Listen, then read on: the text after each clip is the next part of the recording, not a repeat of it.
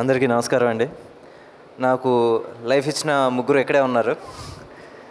Sai Durga Tej, Varun and చాలామందికి తెలియదు నిహారిక కూడా. సో అప్పటికి ఇంకా అరౌండ్ 10 ఇయర్స్ బ్యాక్, అప్పటికి ఇంకా యూట్యూబ్ ఇంకా 3Gలు అందరి దగ్గర స్మార్ట్ ఫోన్ లేని రోజుల్లో ఈ ఓటీటీలు ఏమీ లేవు. అప్పుడు షీ డిడ్ దిస్ ఎక్స్పెరిమెంట్, ముద్దపప్పు ఓకే. దానికి వచ్చేసి వెంకీ నువ్వు రాస్తావా, దాని ముందు మేము ఒక షార్ట్ ఫిల్మ్ చేసాం. నేను వచ్చి దానికి ఏడి, తను వచ్చేసి హీరోయిన్.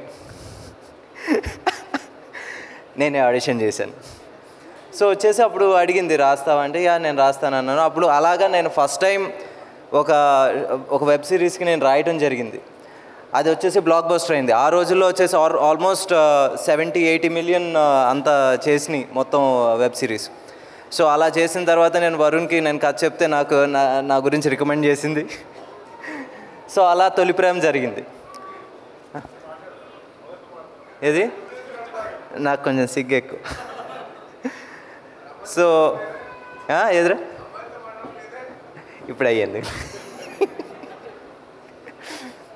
సో ఎక్స్పెరిమెంట్స్ అనేది నిహారిక ఆ రోజు నుంచి చేసేది.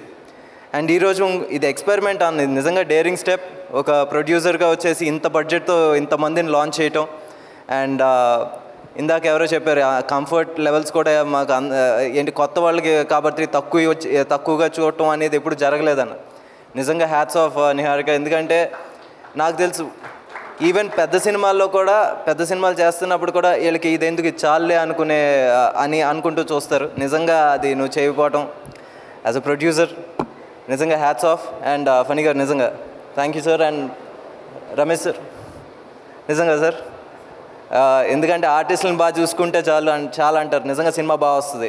ఇక్కడ అందరూ there are so many happy faces here.